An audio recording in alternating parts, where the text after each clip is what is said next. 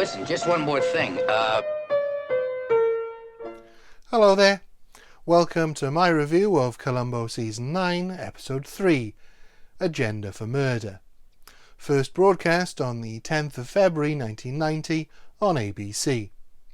It was directed by Patrick McGoohan, who also returns as the murderer, and was written by film and TV writer Jeffrey Bloom. The episode begins with some aerial footage of LA and a voiceover from a radio station informing us of the political machinations that will be at the centre of our episode. Having a radio voiceover bring us up to speed on where the plot will be kicking off feels like quite a common trope of 90s television. And I think in this case it's entirely unnecessary, as the next few scenes do the same job of establishing what's going on. But I guess the networks felt shows needed an immediate hook, which is why we've also seen the return of the On Tonight's Columbo previews. We quickly meet Patrick McGoohan's Oscar Finch, the lawyer and confidant for Congressman Paul Mackey, played by Dennis Arndt. The winners are always ready. When this is a done deal, I'm going to buy you the best frozen yogurt in town, and you can pick your own topping. As they work out a plan to secure support in San Francisco, we also meet Governor's aide Tim Haines, played by Monk's Stanley Camel, and the Governor, played by Arthur Hill, in his final role. Mackey seems to be an honest politician concerned about homelessness and the loss of American manufacturing. The Governor wants Mackey to join him as his running mate for his presidential bid. Mackey and Finch are thrilled by this news. Clearly, they get on better than Nelson Haywood and Harry Stone in Candidate for Crime.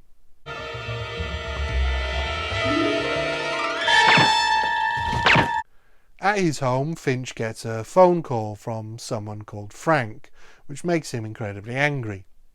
He agrees to meet Frank and tells his wife he's going out, but not before he grabs some rubber gloves, foil and pliers.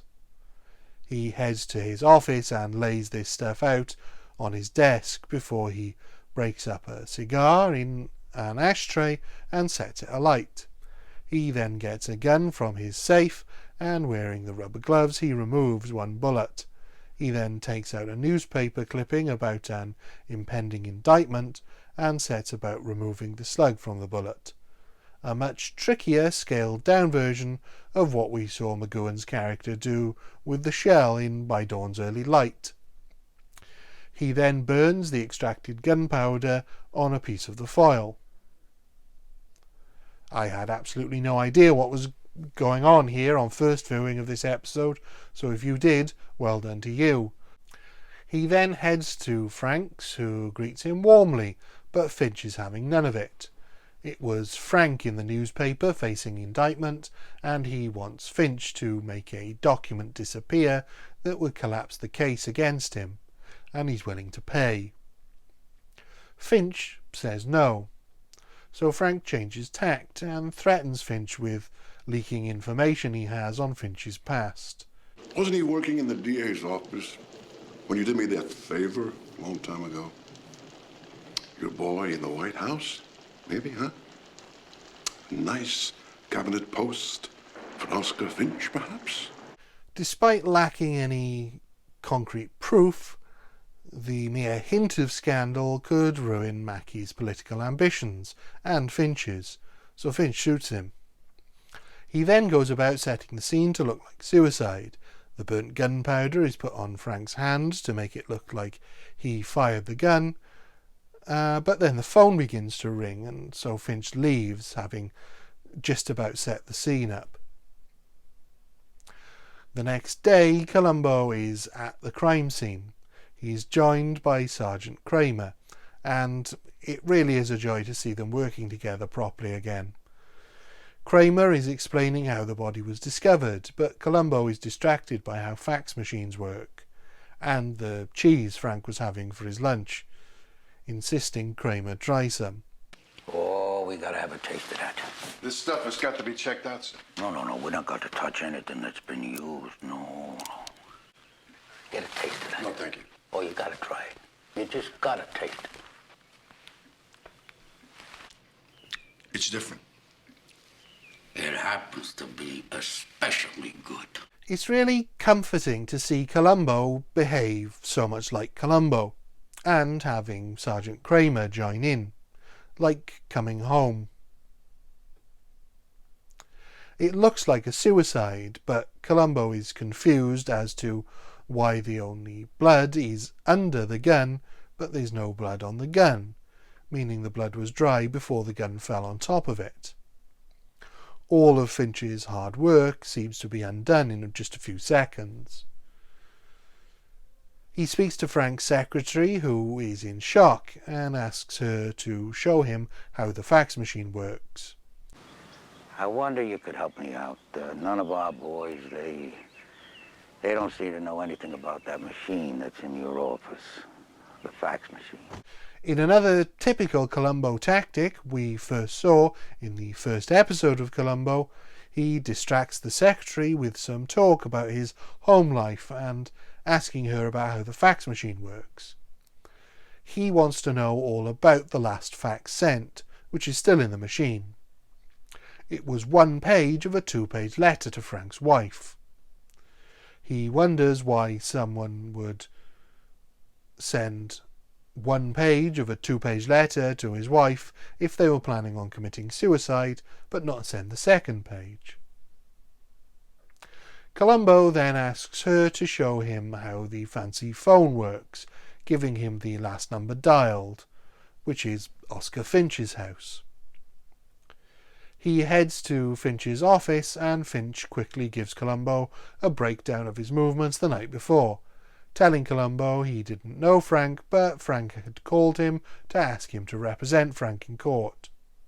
As soon as I heard the news, I realized that although his death was being called a suicide, it was of a violent nature, that is by gunshot, and part of the standard procedure of investigation would certainly include interviews with the last persons the victim saw or spoke to. It would seem as if Finch's rapid-fire style might have dealt with Columbo's inquiries. But the look Columbo gives suggests that this is not the case, as he goes back to Finch's office after Finch has gone and finds out where Finch has gone, turning up for a much delayed just one more thing. He wants to know Frank's last words. It's absolutely adorable that when Columbo repeats the last words, he refuses to say Jesus, suggesting Columbo's Catholic Italian past is still with him. So what the hell am I going to do? What the hell am I going to do? Jesus. Oh, he said that too. Yeah, and he hung up. What the hell am I gonna do? What the hell am I gonna do? That word. Columbo then finds out Finch claims he was in his office having a meeting during the time of the suicide/murder. All of this early investigation feels very natural and very typical of Columbo. Even if it does come so thick and fast, you really do have to pay attention to keep up. Finch has an answer for everything, and even though it's pretty clear Columbo thinks he did it, he now knows he's got quite the opponent. Columbo continues in his pursuit of Finch as he keeps turning up at Finch's various meetings, and Finch keeps trying to shake him off. McGowan and Falk have developed a great chemistry over the years, and this really is the pinnacle of that, as they spend so much time together in the episode and appear to be having a great deal of fun. Columbo presents Finch with the facts, saying he can't understand why Frank sounded so desperate in his phone call with Finch when he then went and faxed his wife a corny joke and was planning to send her another. Columbo then repeats the joke, and Finch has a somewhat unique reaction.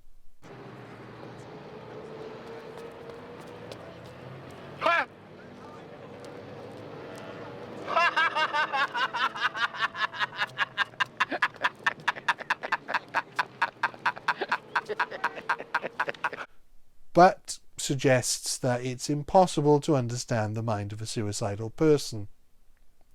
He's clearly a very good lawyer. Columbo then goes to question Mackie about Frank.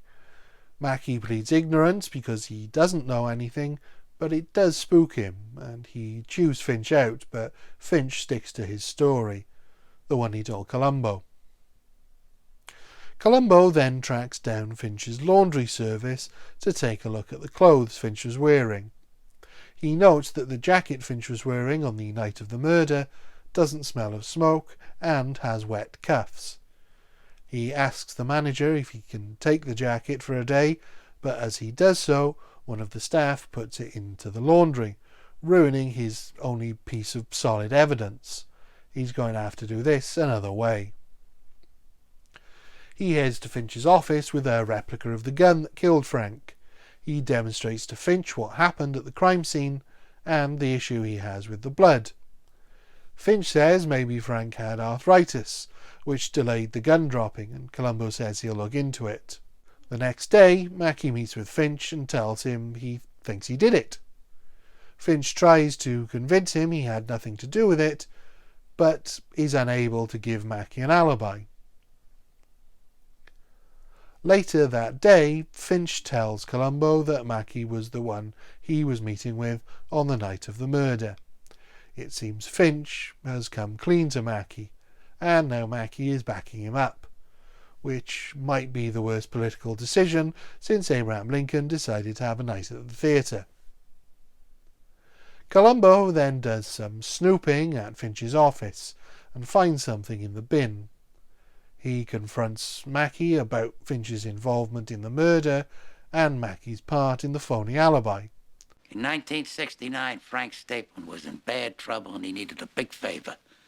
And I think he got friendly with the ambitious Mr. Finch, and they made a deal.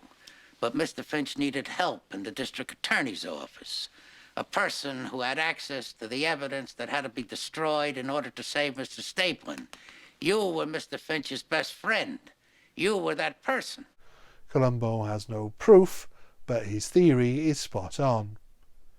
He then confronts Finch, but Finch brushes it off until Sergeant Kramer arrives with the arrest warrant.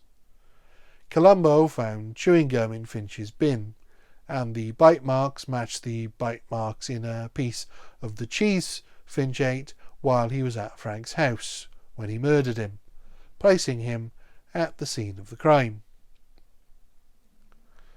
Now, there's some speculation whether bite mark evidence is worth anything, but on this occasion I think you have to let it go, as at this time the bite mark evidence being used to catch criminals was all the rage.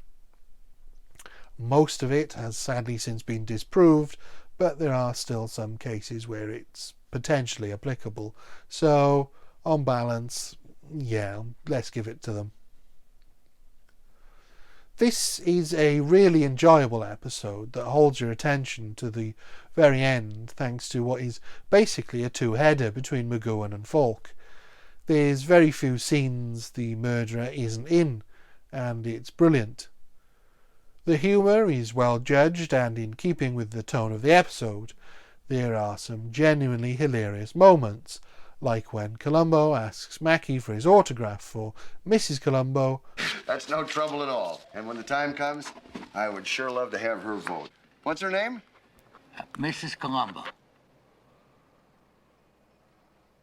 For me, this is the most comfortable Falk has looked since the show's return, and I'm sure acting opposite McGowan, combined with the relatively straightforward script, has a lot to do with that.